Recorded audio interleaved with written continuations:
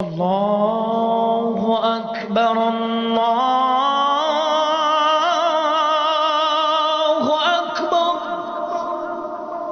بسم اللہ، الحمدللہ، الصلاۃ والسلام علی رسول اللہ۔ السلام علیکم ورحمۃ اللہ۔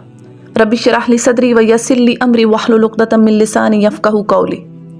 آج انشاءاللہ سسٹر ہم سورہ بقرہ کی آیت نمبر 26 سے لے کر 29 تک کو اسٹڈی کریں گے۔ آئیے اسٹارٹ کرتے ہیں۔ اعوذ باللہ من الشیطان الرجیم، بسم اللہ الرحمن الرحیم۔ ان اللہ لا یستحیی ان یضرب مثلا ما بعوضۃ فما فوقہا فاما الذین آمنوا فیعلمون انہ الحق من ربہم واما الذین کفروا فیقولون ماذا اراد اللہ بہذا مثلا یضل بہ کثیرا ویہدی بہ کثیرا وما یضل بہ الا الفاسقین۔ ہاں، اللہ ہرگز نہیں شرماتا کہ مچھر یا اس سے بھی حقیر تر کسی چیز کی تمثیلیں دے۔ جو لوگ حق بات کو قبول کرنے والے ہیں وہ انہی تمثیلوں کو دیکھ کر جان لیتے ہیں کہ یہ حق ہے جو ان کی رب کی طرف سے آیا ہے، اور جو ماننے والے نہیں ہیں وہ انہیں سن کر کہنے لگتے ہیں کہ ایسی تمثیلوں سے اللہ کو کیا سروکار۔ اس طرح اللہ ایک ہی بات سے بہتوں کو گمراہی میں مبتلا کر دیتا ہے اور بہتوں کو راہ راست دکھا دیتا ہے، اور گمراہی میں وہ انہی کو مبتلا کرتا ہے جو فاسق ہیں۔ اچھا، اس آیت میں آیت نمبر 26 میں اللہ جل شانہ ایک مثال دے رہے ہیں مچھر کی، ٹھیک ہے؟ میں آپ کو سمجھاتی ہوں۔ اس میں دیکھیں، آیت سٹارٹ ہو رہی ہے نا، ان اللہ لا یستحیی، بے شک اللہ نہیں شرماتا، یستحیی حیا سے، حیا ہوتا ہے نا، کہتے ہیں حیا کر رہا ہے کوئی کسی چیز سے تو شرما رہا ہے، تو اللہ جل شانہ فرما رہے ہیں بے شک اللہ نہیں شرماتا ان یضربا، کہ بیان کرے مثلا مثال ما بعوضۃ، ایک مچھر کی مثال اللہ بیان کرنے سے نہیں شرماتا، ٹھیک ہے؟ ہوا یہ تھا کہ جو کفار مکہ تھے، یا آج کل بھی ہم دیکھتے ہیں جو لوگ قرآن پر اعتراض اٹھاتے ہیں، وہ یہ اعتراض اٹھاتے تھے کہ اگر یہ اللہ کا کلام ہے تو اس میں ایسی چھوٹی چھوٹی چیزوں کی مثالیں کیوں آئی ہیں؟ جیسے کہ قرآن میں آیا ہے، اللہ جل شانہ کا ارشاد پاک ہے کہ اے لوگوں، ایک مثال بیان کی جاتی ہے، کان لگا کر سنو، جنہیں اللہ کے سوا پکارتے ہو وہ سارے کے سارے جمع ہو جائیں تو ایک مکھی بھی پیدا نہیں کر سکتے، بلکہ اگر مکھی ان سے کچھ چھین لے جائے تو یہ اسے واپس نہیں لے سکتے۔ عابد اور معبود دونوں ہی کمزور ہیں۔ اللہ جل شانہ ایک مکھی کی مثال دے رہے ہیں کہ اگر تم سارے جتنے بھی ہو، تم سارے مل جاؤ اور جن کو تم پوجتے ہو وہ بھی تمہارے ساتھ اس کام میں ہیلپر بن جائے اور مل کر ایک مکھی بنا دو۔ مکھی کیا چیز ہے؟ ایک چھوٹی سی چیز ہے، ہم تو اسے کچھ سمجھتے ہی نہیں، یوں اڑا دی، پتہ ہی نہیں، اس کو دیکھا بھی نہیں، کبھی غور بھی نہیں کیا اس پہ ہوتی کیا ہے۔ تو اللہ جل شانہ بتا رہے ہیں کہ اگر تم سارے مل کے، کفار مکہ کو چیلنج تھا کہ سارے مل جاؤ اور تمہارے معبود بھی تمہارے ساتھ ہو جائے جن کو تم پوچھتے ہو، تم لوگ ایک مکھی نہیں بنا سکتے ہو۔ تو اس پر انہوں نے یہ اعتراض اٹھایا کہ اگر یہ اللہ کا کلام ہو، کہ جو محمد رسول اللہ صلی اللہ علیہ وآلہ وسلم جو ہے وہ کلیم کرتے ہیں کہ یہ اللہ کا کلام ہے، وہ اس کا دعویٰ کرتے ہیں، تو اس میں ایسی باتیں کیوں آئی ہیں، ایسی چھوٹی چھوٹی باتیں؟ یہ چھوٹی چھوٹی مکھی کا کبھی ذکر آ رہا ہے، کبھی مکڑی کا، سورہ عنکبوت کا مطلب مکڑی ہے نا، اسی طرح سورہ نمل، چونٹی، تو مطلب ایسی چھوٹی چھوٹی چیزوں سے اللہ کا کیا سروکار ہے؟ اصل میں بات یہ تھی کہ ان کے دلوں میں کجی تھی نا، تو جس کے دل میں کجی ہو تو وہ تو صرف ویک پوائنٹس ڈھونڈے گا، اور جس کے دل میں ہدایت ہو وہ تو سمجھ جاتا ہے بات کہ بات اصل ہے کیا۔ جیسے اب ہمارے سامنے ایک پکچر لگی ہو اور اس کے اندر ہم کیڑے نکالیں کہ بھائی اس میں یہ چیز اچھی نہیں ہے، یہ اچھی نہیں ہے، یہ اچھا نہیں ہے، لیکن جب کہا جائے کہ آؤ ٹھیک کرو تو کوئی بھی نہ اٹھے، سب کہیں نہیں ہم سے ہونا نہیں، لیکن کیڑے ضرور نکالنے ہیں۔ تو یہ رویہ تھا ان کا قرآن کی طرف کہ بس بیجا کے اعتراض نکالنے۔ اصل بات یہ تھی کہ وہ اس کتاب کی طرف آتے نہیں تھے، ایمان نہیں لاتے تھے اس دعوت پر۔ آج بھی ہم دیکھ رہے ہیں کہ جو لوگ قرآن پر اعتراض اٹھاتے ہیں وہ ایسی چھوٹی چھوٹی باتوں کو بنا کر بیسس، ان چھوٹی چھوٹی باتوں کی بیسس پہ کہتے ہیں کہ قرآن میں تو یہ بات ایسے آئی ہے، یہ بات ایسے آئی ہے، یہ ایسا ہے، یہ ہے۔ اصل میں وہ ان کے اپنے دل گمراہ ہیں، اصل میں ان کے اپنے دلوں میں بیماری ہے، جس کی وجہ سے ان کی عقل کے اوپر جو ہے نا وہ پردے پڑ گئے ہیں، ان کے دلوں پہ پردے پڑ گئے ہیں، وہ اندھے بہرے گنگے ہو چکے ہیں، صم بکم عمی فہم لا یرجعون۔ تو آتے ہیں آیت کی طرف، ان اللہ لا یستحیی ان یضرب مثلا ما بعوضۃ فما فوقہا، یعنی اللہ نہیں شرماتا کہ ایک مچھر کی مثال بیان کرے، ٹھیک ہے؟ بعوضۃ کہتے ہیں مچھر کو، اور آگے جو ورڈ آ رہا ہے نا فما فوقہا، دیکھیں فوقہا ہوتا ہے نا، فو، جیسے ہم اردو میں بھی کہتے ہیں کہ فلاں شخص نے فلاں کو میرے پہ فوقیت دی، ہم کہتے ہیں ترجیح دی، تو اس میں کافی سارے میننگس ہیں، میں سارے آپ کے سامنے رکھتی ہوں۔ اس سے مراد یہ بھی ہو سکتا ہے کہ اللہ تعالیٰ نہیں شرماتا کہ ایک مچھر کی مثال بیان کر دے، کیونکہ مچھر جو ہے وہ مکھی سے بھی چھوٹا ہے. انہیں مکھی پہ اعتراض تھا تو اللہ نے کہا میں اس سے بھی چھوٹی چیز کا تذکرہ کر سکتا ہوں. اور اس سے بھی اللہ جل شانہ آگے ارشاد فرما رہے ہیں کہ اس سے بھی فما فوقہ، اس سے بھی گری ہوئی چیز، یعنی مچھر سے بھی کوئی چھوٹی چیز. اور فوقہ کا ایک اور میننگ یہ بھی ہو سکتا ہے کہ جو چیز مچھر کے اوپر ہو. فوقہ ہم کہتے ہیں نا اوپر ہونا، ترجیح ہونا. جیسے ہم کہتے ہیں اس نے اس فلاں شخص کو میرے اوپر فوقیت دی ہے، میرے اوپر ترجیح دی ہے. تو فوقہ کا میننگ ایک یہ بھی ہو سکتا ہے کہ مچھر کے اوپر جو چیز ہو اس کی مثال سے بھی اللہ نہیں شرماتا. ریسنٹ ریسرچ اب یہ بتا رہی ہے سائنس کی کہ مچھر کے اوپروں کے اوپر ایک چھوٹا سا پیراسائٹ ہوتا ہے. جیسے ہم سادہ لفظوں میں آپ کو سمجھاؤں گی کہ جیسے مچھر کی جون، ایک چھوٹا سا پیراسائٹ ہوتا ہے. انسانوں میں بھی ہوتی ہے نا، اسی طرح اور جانوروں میں بھی ہوتی ہیں. آپ نے گائے کے اوپر دیکھی ہوں گی چھوٹی چھوٹے سے، اس طرح چھوٹا سا ایک پیراسائٹ ہوتا ہے. اور یہ اب پتہ چلا ہے. تو دیکھیں یہ قرآن کا اعجاز ہے کہ یہ سب باتیں 1400 سال قبل بتائی گئی ہیں. اور ایک اور پوائنٹ ہے اس میں، یہ جو ورڈ آیا نا بعودتن، یہ کہا جاتا ہے فیمیل مچھر کو. اور آپ کو میں ایک بات بتاؤں، جب یہ ڈینگی اور یہ سب بہت پھیلا تھا لوگوں میں اور بڑی اس کی وجہ سے ڈیتھس ہوئی تھی، تو آپ کو پتہ ہے سائنٹسٹ نے بڑا ریسرچ اس پر کی نا، جب تک کہ ڈینگی ہوا کیوں، اس کا علاج وغیرہ سارے جب ڈھونڈا تو انہیں پتہ چلا کہ یہ فیمیل مچھر کاٹتی ہے. جو مچھروں میں ہے میل نہیں کاٹتا، جو نر ہوتا ہے وہ نہیں کاٹتا، مادہ کاٹتی ہے. نر جو مچھر ہے اس کی خوراک پتے وغیرہ وہ ان سے لیتا ہے، اپنا جو بھی اس کا ہوتا ہے فوڈ کا سارا نظام. فیمیل مچھر جو ہے یہ آ کے کاٹتی ہے، خون سے اپنی جو سارا لیتی ہے، اور یہ ایگز کے لیے لیتی ہے، انڈے دینے کے لیے یہ انسانی خون چوستی ہے. تو یہ اب آپ یہ دیکھیں، یہ قرآن یہ باتیں 1400 سال قبل یہ باتیں کس نے بتائی تھیں؟ محمد عربی صلی اللہ علیہ وآلہ وسلم کو. جس کو اب بھی شک ہو اس قرآن کی صداقت پہ تو اس کی عقل پہ تو ماتم ہی کیا جا سکتا ہے نا، کہ اتنی باریک بات بھی بتا دی اللہ نے کہ بعودتن فیمیل مچھر اب پتہ چل رہا ہے. اور اللہ جل شانہ کب بتا رہے ہیں اس بات کو، یعنی کہ یہ اس قرآن کو جو کھولے گا نا اس پر پتہ نہیں ابھی آگے اور کیا کیا کھلے گا اس آیت میں، اور کیا کیا چیزیں اور کیا کیا ریسرچز ہوں گی. اچھا اس میں ایک اور پوائنٹ بھی ہے کہ مچھر کا جو سٹرکچر ہے نا، اس سے فیسینیٹ ہو کہ فارن کنٹریز میں سیلف ڈرائیونگ کار کا آئیڈیا آیا ہے. تو یہ بھی ایک بہت بڑی ڈیولپمنٹ ہے سائنس کی فیلڈ میں. اور اسی طرح آپ سب کو پتہ ہے کہ نمرود کی موت کیسے ہوئی تھی. ایک مچھر جو تھا وہ اس کی ناک میں داخل ہو گیا تھا جس سے اس کی موت ہو گئی. تو یعنی کہ ایک بہت چھوٹی سی مخلوق ہے، اللہ جل شانہ اس کی اگر اگزامپل کوٹ کر رہے ہیں تو یہ اتنی کوئی معمولی چیز نہیں ہے. اس میں کیا کمپلیکسٹیز ہیں وہ ہم سمجھنے سے بھی قاصر ہیں، اور یہ ابھی تک کی باتیں ہیں. نہ جانے اگلے سالوں میں آگے چند سالوں میں اور کیا کیا چیزیں ہمارے اوپر جو ہیں وہ کھل جائیں، سائنس کیا کیا انکشافات جو ہے وہ کھول دے. تو یہ اللہ تعالیٰ اگر کسی چیز کی مثال بیان کر رہا ہے تو وہ اس میں کوئی وہ یہ نہیں ہے کہ مطلب مقصد ہے بات سمجھانا، ٹھیک ہے. تو جن لوگوں نے بات سمجھنی ہوتی ہے وہ چھوٹی سی مثال سے بھی سمجھ جاتے ہیں، اور جنہوں نے نہ سمجھنی ہو ان کے سامنے آپ جو مرضی کر لیں وہ بات کو نہیں سمجھتے. آگے بڑھتے ہیں. فَأَمَّا الَّذِينَ آمَنُوا فَيَعْلَمُونَ أَنَّهُ الْحَقُّ مِن رَّبِّهِمْ. تو جو لوگ ایمان والے ہیں وہ ان مثالوں سے سمجھ جاتے ہیں. دیکھیں اب جس کے اندر ایمان کی رمق ہوگی نا وہ ان آیات سے سبق سیکھے گا، وہ اس کو سمجھ آ جائے گی کہ اللہ جل شانہ نے مچھر کی مثال کیوں دی ہے، کتنی چھوٹی سی چیز ہے، اور اس کے اوپر اللہ تعالیٰ مثال بیان کر رہا ہے کہ میں نہیں شرماتا، مجھے اس سے شرم نہیں آتی، مجھے آر محسوس نہیں ہوتی اتنی چھوٹی سی مخلوق کا ذکر کرتے ہوئے. تو جس کے اندر ایمان ہوگا وہ سمجھ جائے گا کہ یہ کلام جو ہے یہ حق ہے میرے رب کی طرف سے. وَأَمَّا الَّذِينَ كَفَرُوا. اور جو کفر کرتے ہیں، جن کے دلوں میں ٹیڑھ ہوتا ہے، فَيَقُولُونَ. وہ کہتے ہیں مَاذَا أَرَادَ اللَّهُ بِهَذَا مَثَلًا. بھلا ایسی باتوں سے اللہ کا کیا لینا دینا؟ What does it mean. اس سے کیا مطلب کیا سمجھ آ رہا ہے کہ ایک مچھر مکھی یہ ایسی باتیں کیوں بار بار قرآن میں آ رہی ہیں؟ تو بات یہ ہے کہ جس نے سبق لینا ہوتا ہے تو وہ لے لیتا ہے، اور جس نے گمراہی کی طرف جانا ہوتا ہے اس کے لیے جو مرضی کر لیں، اس کے لیے صرف اور صرف جو ہے وہ گمراہی کا ہی رستہ کھلا ہے. یضل بہ کثیرا ویہدی بہ کثیرا. اب یہ بہت امپورٹنٹ ورڈز ہیں کہ اللہ انہی کے ذریعے بہتوں کو گمراہ کرتا ہے اور بہتوں کو ہدایت دے دیتا ہے.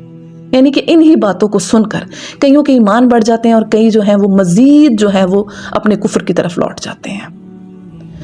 وما یضل بہ الا الفاسقین. اور اللہ گمراہ نہیں کرتا سوائے کن کے جو فاسق ہوں. یعنی کہ اللہ یہ نہیں کہ ویسے ہی گمراہ کر دیا، گمراہ وہی ہوگا جو فاسق ہوگا.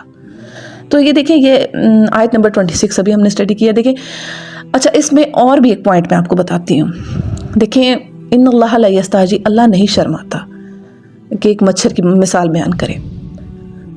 ہمیں بھی نا حق بات کہنے میں جو ہے نا وہ آر محسوس نہیں ہونی چاہیے، چاہے وہ چھوٹی سی ہو. ہمیں اکثر ہیسیٹیشن ہوتی ہے نا کہ ہم یہ بات کیسے کریں گے، تو اتنی چھوٹی سی بات ہے، یا کسی کو کچھ غلط کرتا دیکھے تو ہم خاموش ہو جاتے ہیں، ہم کہتے ہیں پتہ نہیں اگلا مائنڈ کر جائے گا جب ہم اسے منع کریں گے اس کام سے.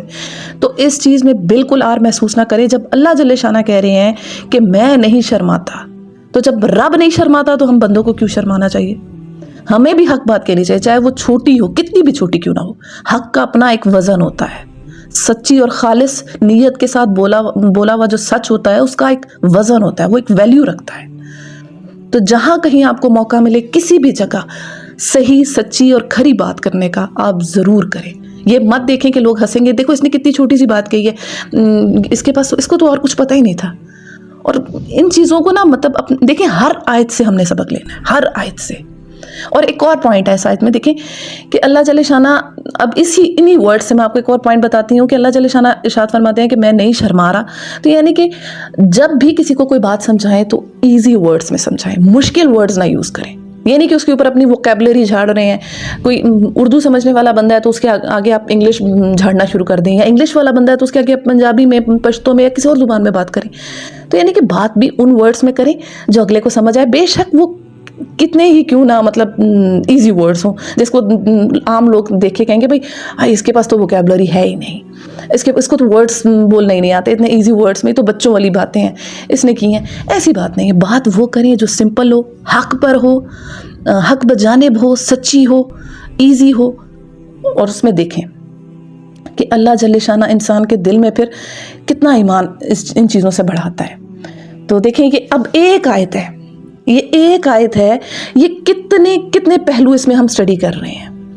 سائنس اس میں سٹڈی ہو رہی ہے، ٹھیک ہے، سائنٹیفکلی باتیں میں نے آپ کو بتائی ہیں. اسی طرح اس میں یہ پوائنٹ نکلتا ہے کہ انسان کو حق بات کہتے ہوئے نہیں شرمانا چاہیے. دوسرا پوائنٹ یہ ہے کہ سیدھے اور صاف لفظوں میں بات کریں، آسان لفظوں میں بات کریں. اور ایک اور پوائنٹ ہے اس میں، وہ یہ کہ جو کوئی انسان اس قرآن سے جو چیز لینا چاہے گا اس کو وہی ملے گی. یضل بہ کثیرا ویہدی بہ کثیرا، جو گمراہی کے لیے اس کو کھولے گا وہ گمراہی ہوگا، اور جو ہدایت کے لیے اس کو کھولے گا اس کو ہدایت ملے گی. تو قرآن سے آپ جو لینا چاہیں گے یہ آپ کو وہی دے گا. قرآن کھولتے ہوئے ہمیشہ اللہ تعالیٰ سے یہ دعا کریں کہ اے اللہ میرے دل کو ہدایت کے نور سے منور کر دے. پھر آپ خود دیکھیں گے کہ کس طرح چیزیں آپ کے سامنے جو ہیں وہ انفولڈ ہونا شروع ہو جائیں گی، کیونکہ یہ وہی آپ کو دے گا جس کی آپ کے اندر طلب ہوگی. آگے بڑھتے ہیں. الذین ینقضون عہد اللہ من بعد میثاقہ ویقطعون ما امر اللہ بہ ان یوصل ویفسدون فی الارض اولئک ھم الخاسرون.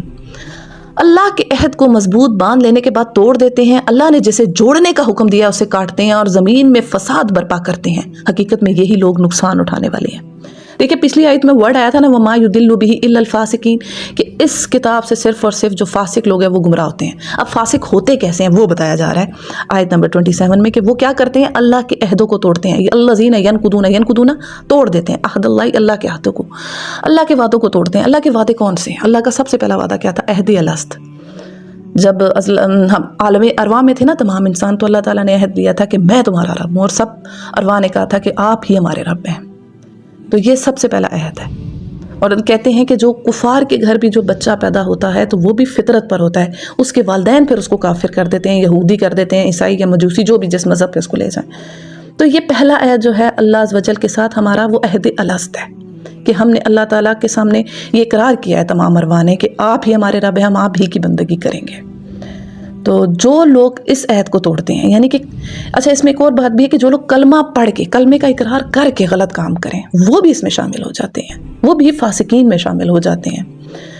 اور وہ کرتے کیا ہیں؟ اللہ کے عہدوں کو توڑتے ہیں. وَيَقْطَعُونَ مَا أَمَرَ اللَّهُ بِهِ أَن يُوصَلَ، اور اس چیز کو کاٹتے ہیں جس کو جوڑنے کا حکم ہے.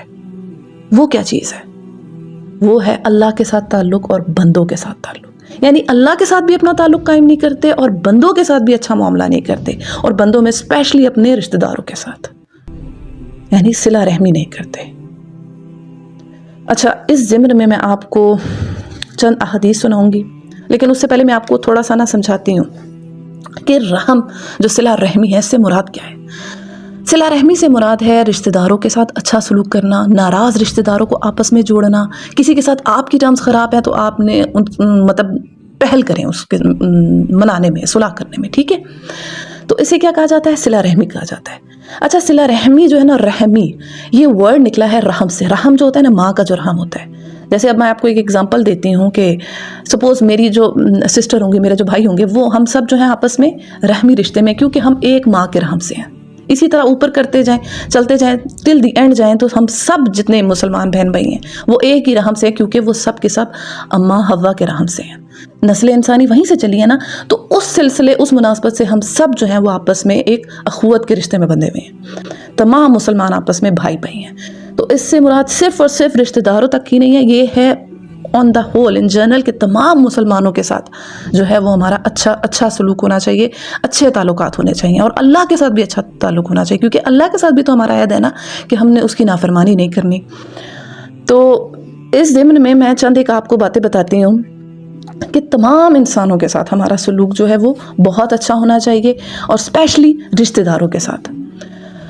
آپ صلی اللہ علیہ وآلہ وسلم کا ارشاد پاک ہے کہ اللہ کے بندو آپس میں بھائی بھائی بن جاؤ۔ کسی مسلمان کے لیے جائز نہیں کہ 3 دن سے زیادہ اپنے مسلمان بھائی سے سلام کلام بند رکھے۔ یہ روایت ہے جامع ترمذی کی 1935، کہ کسی مسلمان کے لیے یہ جائز نہیں ہے کہ وہ 3 دن سے زیادہ اپنے کسی مسلمان بہن بھائی کے ساتھ قطع کلامی کر دے، قطع تعلقی کر دے، 3 دن سے زیادہ۔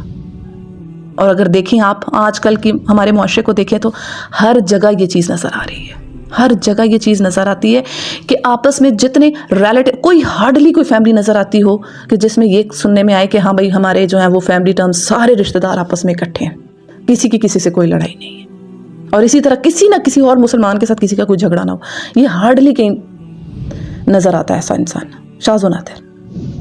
اور اسی طرح آپ صلی اللہ علیہ وآلہ وسلم کا ارشاد پاک ہے کہ رشتہ داری توڑنے والا جنت میں داخل نہ ہوگا۔ اور اسی طرح صحیح مسلم کی روایت ہے 6544، پیر اور جمعرات کے دن جنت کے دروازے کھول دیے جاتے ہیں، اور ہر اس بندے کی مغفرت کر دی جاتی ہے جو اللہ کے ساتھ کسی کو شریک نہ بناتا ہو، اور اس بندے کے سوا جس نے اپنے بھائی کے ساتھ عداوت رکھی ہو۔ چنانچہ کہا جاتا ہے کہ ان دونوں کو مہلت دے دو حتیٰ کہ یہ صلح کر لیں، ان دونوں کو مہلت دے دو حتیٰ کہ یہ صلح کر لیں، ان دونوں کو مہلت دے دو حتیٰ کہ یہ صلح کر لیں۔ یعنی پیر اور جمعرات کے دن تمام انسانوں کے نامہ اعمال پیش کیے جاتے ہیں، 2 انسانوں کے علاوہ، یعنی ایک جو وہ شرک کرنے والا ہو، جو شرک کرتا ہے اللہ کے ساتھ، ایک وہ، اس کا کیس پینڈنگ ہو جاتا ہے، اور دوسرا وہ جو اپنے کسی مسلمان بہن بھائی کے ساتھ جس کی کوئی عداوت ہے، بغض ہے، کینہ ہے، کوئی ٹرمز اس کی خراب ہوئی ہوئی ہیں، ناراضگی چل رہی ہے، جو بھی ہے، کینہ رکھا ہوا جس نے اپنے دل میں اس کے لیے، ان دونوں کا کیس پینڈنگ ہو جاتا ہے کہ جب تک یہ توبہ نہیں کریں گے تو ان کی معافی نہیں ہونی، باقی سب جو ہوتے ہیں ان کی ہو جاتا ہے۔ تو یہ چیزیں دیکھیں بڑا کیٹیگورک ہیں۔ اور اسی طرح ایک اور حدیث میں آتا ہے کہ اللہ تعالیٰ نے جب صلہ رحمی کو پیدا کیا تو اللہ تعالیٰ نے فرمایا کہ جو تجھے جوڑے گا میں اسے جوڑوں گا، اور جو تجھے کاٹے گا میں اسے کاٹ دوں گا۔ تو جس سے اللہ جوڑے اسے کون کاٹے، اور جسے اللہ کاٹ دے اسے کون جوڑے؟ خود سوچیں آپ ایک کام کرنا بس شروع کر دیں، آپ ناراض رشتہ دار جتنے بھی ہیں نا، آپ کے ریلیٹیوز ہیں، ان کو آپ آپس میں جوڑنا شروع کر دیں۔ اسی طرح آپ کے اپنے جو ناراض فرینڈ ہوں ان کو آپ آپس میں جوڑنا شروع کر دیں۔ آپ جوڑنے کا کام کریں، اللہ آپ کو جوڑ دے گا۔ دیکھیں کیسے کیسے جوڑے گا، پتہ ہی نہیں چلے گا۔ اور اسی طرح کسی کے ساتھ آپ کی ٹرمز خراب ہیں، آپ پہل کریں اس کے ساتھ۔ یہ جو چیزیں ہیں نا، یہ ہمیں بظاہر بہت چھوٹی لگتی ہیں، لیکن ان کے اتنے بڑے ریزلٹس ہیں کہ انسان کا انسان کے ساتھ دوسرے مسلمان کے ساتھ کیسا رویہ ہے، کیسا اس کا معاملہ ہے۔ اللہ کو اپنی مخلوق سے بڑا پیار ہے، اور اللہ کو وہ بندہ بڑا پسند ہے جو اس کی مخلوق کے لیے نفع بخش ہے، اس کی مخلوق کے ساتھ اچھے سلوک سے، حسن اخلاق سے پیش آئے۔ اور اسی طرح آپ صلی اللہ علیہ وآلہ وسلم کا ارشاد پاک ہے، جو شخص یہ چاہتا ہے کہ اس کے رزق میں اور عمر میں برکت ہو تو وہ صلہ رحمی کرے۔ اب یہ ایک نسخہ بتا دیا گیا ہے اپنے رزق میں اور عمر میں برکت کا، کہ جو شخص یہ چاہتا ہے کہ اس کے رزق جو ہے اس میں برکت ہو، یعنی کہ اس کو وہ کافی ہو جائے، اس کو بار بار ٹینشن نہ ہو کہ میں کیسے کھاؤں گا، کیا کروں گا، میرے بچے کیا کھائیں گے۔ اور اسی طرح عمر میں برکت سے مراد ہے کہ صحت والی زندگی ہو، اور تھوڑے ٹائم میں زیادہ کام انسان کر لے۔ ہوتا ہے نا، کچھ لوگ 10 سال میں کچھ بھی نہیں کر پاتے، اور کچھ لوگ جو ہوتے ہیں وہ 10 ماہ میں وہ کام کر لیتے ہیں۔ وہ اللہ کا ہاتھ ہوتا ہے، ان پہ برکت ہوتی ہے ان کے وقت میں۔ کتنے ایسے سلفین ہیں کہ جو مطلب اتنے تھوڑے وقت میں انہوں نے اتنی کتابیں لکھ دیں، اور ہم جیسے ہوتے ہیں وہ کتنا ٹائم ضائع کرتے رہتے ہیں، کچھ بھی نہیں، ہاتھ میں کچھ بھی نہیں آتا. تو یہ ہوتا ہے کہ اس انسان کے وقت میں اللہ پاک برکت ڈال دیتا ہے. اور اسی طرح رزق میں برکت ایک ہوتا ہے لفظ کثرت ہوتا ہے بہت سارا رزق، بہت سارا پیسہ، لیکن برکت ہے اس چیز کے اندر سکون ہونا، اس کے اندر اللہ کا ہاتھ ہونا، اور وہ تھوڑے پیسوں میں بھی انسان کو پھر مل جاتا ہے. کچھ لوگوں کو کروڑوں میں جو ہے نا سکون نہیں مل رہا، اور کچھ کو لاکھوں میں یا ہزاروں میں مل جاتا ہے. یہ سوچنے کی بات ہے. جب اللہ کسی چیز میں برکت ڈالتا ہے نا تو وہ انسان کے لیے کافی ہو جاتی ہے، پھر انسان کو شکوہ نہیں رہتا، اس کو پریشانی نہیں رہتی کہ اب کہاں سے آئے گا. تو جس کو اپنے ایسے کوئی ایشوز ہیں فائنانشلی، اپنی صحت کے بیماریاں ہیں کوئی اس طرح کی ہیں، اور جو اپنے تھوڑے وقت میں زیادہ کام کرنا چاہتا ہے، تو اس کو چاہیے کہ وہ اپنے رشتہ داروں کے ساتھ حسن سلوک کرے. آج کل جو ہے نا یہ رشتہ داریاں کاٹی جاتی ہیں، اتنے عذر جو ہے نا وہ اس چیز پر جو ہے نا وہ بنائے جاتے ہیں، لائک جب ہم پہ جادو کروا دیا گیا، ہم پہ بندش ہو گئی ہے، ہم ان کے گھر اس لیے نہیں جا رہے کچھ ہم پہ کروا نہ دیں، کھانا پینا چھوڑ دیں گے، ایک دوسرے گھر میں آنا جانا. اسی طرح ہسبینڈ وائف کے ریلیشن شپس. اچھا کچھ لوگ اس بنا پہ ایک دوسرے گھر آنا جانا چھوڑ دیتے، بھائی ہم سے ایسے سوال پوچھتے ہیں، آپ کی اولاد کیوں نہیں ہوئی، اچھا کیا مطلب پرسنل کوسچنس پوچھتے ہیں، ہم اس بنا پہ ان کے گھر نہیں جاتے. تو دیکھیں گے کہ یہ کوئی باتیں ہیں. ہم ان چیزوں کو ہم لے کے آگے چلیں گے، ہم کیا ہم جو ہے وہ اثر چھوڑ رہے ہیں. تو آج دیکھیں ان آیات سے ہمیں کیا سبق مل رہا ہے. آیت نمبر 27 سے کہ دیکھیں اللہ کے ساتھ بھی اپنا تعلق مضبوط کرنا ہے، اور اللہ کے بندوں کے ساتھ بھی، اسپیشلی اپنے رشتہ داروں کے ساتھ. اسپیشلی فاسقین اور گمراہوں کی نشانی بتائی جا رہی ہے کہ وہ قطع رحمی کرتے ہیں، وہ رحمی رشتوں کو توڑتے ہیں. اللہ تعالیٰ سے دعا کریں کہ اللہ تعالیٰ ہمیں اس کیٹیگری میں آنے سے بچائے، اور آج کے بعد سے اپنے رشتہ داروں کے ساتھ حسن سلوک سے پیش آنا ہے. آپ سب نے، بلکہ ہم سب نے پہل کرنی ہے. کوئی اگر آپ کے ساتھ کرے نہ کرے، آپ پہل کریں. دیکھیں پھر جو پہل کرنے والا ہے نا اللہ تعالیٰ اس کے ساتھ کیسے پھر مدد فرماتا ہے. آگے بڑھتے ہیں. وَيُفْسِدُونَ فِي الْأَرْضِ أُولَٰئِكَ هُمُ الْخَاسِرُونَ. اللہ جل شانہ بتا رہے ہیں کہ یہ لوگ ہیں خسارے والے. ہم تو سمجھتے ہیں نا خسارے والا وہ ہے جس کے پاس مال دولت نہیں ہے، روپیہ پیسہ نہیں ہے. تو اللہ جل شانہ بتا رہے ہیں یہ ہیں خسارے والے جو خونی رشتوں کے ساتھ اپنا تعلق توڑ رہے ہیں، جو اللہ کا حق ادا نہیں کر رہے، جو بندوں کا حق ادا نہیں کر رہے. اور صرف خونی رشتوں تک ہی یہ بات محدود نہیں ہے، میں آپ کو بتا رہی ہوں رحم سے جو ہے نا حضرت اماں حوا کے جو رحم ہے اس سے ہم سب مسلمان بہن بھائی آپس میں ایک دوسرے کے ساتھ منسلک ہیں. ہر مسلمان کے ساتھ ہمارا جو ہے نا رویہ اچھا ہونا چاہیے. تو ان آیات سے یہ سبق لے کے اٹھنا ہے. اب آگے بڑھتے ہیں. کیف تکفرون باللہ وکنتم امواتا فاحیاکم ثم یمیتکم ثم یحییکم ثم الیہ ترجعون. تم اللہ کے ساتھ کفر کا رویہ کیسے اختیار کرتے ہو حالانکہ تم بے جان تھے؟ اس نے تم کو زندگی عطا کی، پھر وہی تمہاری جان سلب کرے گا، پھر وہی تمہیں دوبارہ زندگی عطا کرے گا، پھر اسی کی طرف تمہیں پلٹ کر جانا ہے. حضرت ابن مسعود رضی اللہ عنہ فرماتے ہیں کہ اس سے مراد یہ ہے کہ تم اپنے باپوں کی پیٹھ میں مردہ تھے، یعنی کچھ بھی نہ تھے. اس نے تمہیں زندہ کیا، پھر تمہیں مار ڈالے گا، یعنی موت ایک دن ضرور آئے گی، پھر وہ تمہیں قبروں سے اٹھائے گا.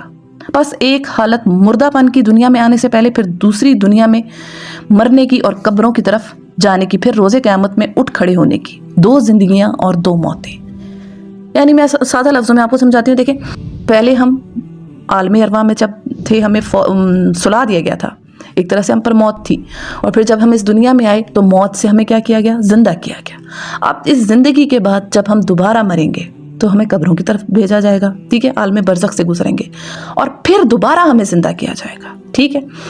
اس دوبارہ زندہ کرنے کے بعد آتا ہے ثم الیہ ترجعون، کہ پھر ہم اس ذات کی طرف لوٹائے جائیں گے. یعنی 2 زندگیاں ہیں اور 2 موتیں ہیں، ٹھیک ہے. 2 زندگیاں کیسے؟ ایک یہ زندگی اور ایک آخرت کی زندگی. اور 2 موتیں کیسے؟ 2 موتیں اس طرح سے کہ جو ہم عالم ارواح میں تھے تو اس کے بعد جو ہمیں موت دی گئی، اور ایک جو ہم قبر میں جائیں گے. تو 2 زندگیاں اور 2 موتیں ہیں اس آیت کے اس میں ضمن میں. اس میں ایک چھوٹا سا یہ فلسفہ جو ہے یہ ڈسکس ہوا ہے. یعنی اللہ جل شانہ اس آیت سے ہمیں یہ بتا رہے ہیں کہ جس کی طرف تم آئے ہو اس ہی کی طرف تمہیں لوٹ کر جانا ہے. تو اس ہی کی عبادت کرو، اس ہی کی بندگی کرو. وہی ہے جو مردہ سے زندہ کر سکتا ہے. یہ صرف اور صرف اللہ جل شانہ کی قدرت میں ہے کہ وہی صرف اور صرف جو ہے نا وہ اس کمال کا جو ہے وہ اختیار رکھتا ہے. جیسے بنجر زمین کے اوپر بارش پڑتی ہے تو وہ دوبارہ جو ہوتی ہے لہلا اٹھتی ہے، اس میں ہریالی آ جاتی ہے، اسی طرح اللہ تعالیٰ جب قیامت کے روز سور پھونکوائے گا تو قبروں سے مردے اٹھ پڑے ہوں گے اور دوبارہ جو ہوں گے وہ زندہ ہو جائیں گے اور اللہ تعالیٰ کی طرف جو ہیں وہ لوٹائے جائیں گے۔ تو کفار جو تھے وہ اس چیز کے بہت زیادہ وہ انکار کرتے تھے کہ مرنے کے بعد دوبارہ کیسے اٹھائے جائیں گے۔ تو اللہ جل شانہ بتا رہے ہیں اللہ کیسے کیوں نہیں کر سکتا، میں نے تو تمہیں تم 2 دفعہ مردہ تھے اور تمہیں 2 دفعہ زندگی بھی دی ہے، تو میرے لیے تو یہ کچھ مشکل نہیں ہے۔ آگے بڑھتے ہیں۔ هو الذی خلق لکم ما فی الارض جمیعا ثم استوى الى السماء فسوہن 7 سماوات وہو بکل شیء علیم۔ وہی تو ہے جس نے تمہارے لیے زمین کی ساری چیزیں پیدا کی، پھر اوپر کی طرف توجہ فرمائی اور 7 آسمان استوار کیے، اور وہ ہر چیز کا علم رکھنے والا ہے۔ اللہ جل شانہ بتا رہے ہیں کہ وہی تو ہے جس نے تمہارے لیے زمین کی ساری چیزیں پیدا کی۔ اچھا، اس آیت سے یہ بھی پتہ چلتا ہے کہ زمین جو ہے وہ آسمان سے پہلے بنائی گئی ہے، زمین کی تخلیق پہلے بنی ہے، ٹھیک ہے۔ جیسے ہم کوئی گھر بناتے ہیں تو پہلے نیچے بیسمنٹ رکھتے ہیں نا، تب اوپر چھت ڈلتا ہے، تو یہ بھی بالکل اسی طرح ہے کہ اللہ تعالیٰ نے پہلے زمین کی جو ہے وہ ساخت بنائی ہے اور بعد میں پھر اس کو سارا پھیلایا ہے سارا وہ۔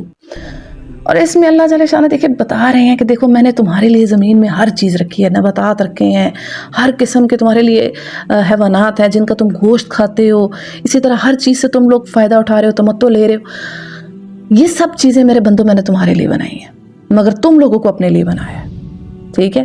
اب یہ بات سوچنے کی ہے کہ یہ ساری چیزیں ہمارے لیے اور ہمیں اللہ نے اپنے لیے بنایا ہے۔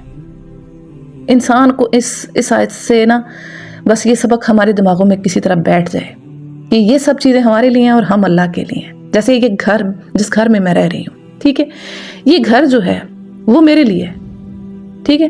اگر کوئی یہ کہہ دے کہ میں اس گھر کے لیے ہوں تو بات تو پھر یہ ہو گیا نا کہ یعنی کہ میری ساری کوششیں، سارا دن، ساری صلاحیتیں اس گھر پہ لگ رہی ہیں اور کہیں جا ہی نہیں رہی۔ تو اللہ جل شانہ بتا رہے ہیں کہ دیکھو میں نے تمہارے لیے زمین کو، اس ساری کائنات کو سجایا ہے، لیکن تمہیں اپنے لیے بنایا ہے۔ تو یہ چیز ہمیں سمجھنی ہے کہ ان چیزوں میں رہنا ہے، ان میں دل نہیں لگانا، صرف اور صرف ان کو بقدر ضرورت یوز کرنا ہے، اور زندگی کا واحد مقصد جو ہونا چاہیے، مطلوب، مقصود، محبوب اللہ کی ذات ہو۔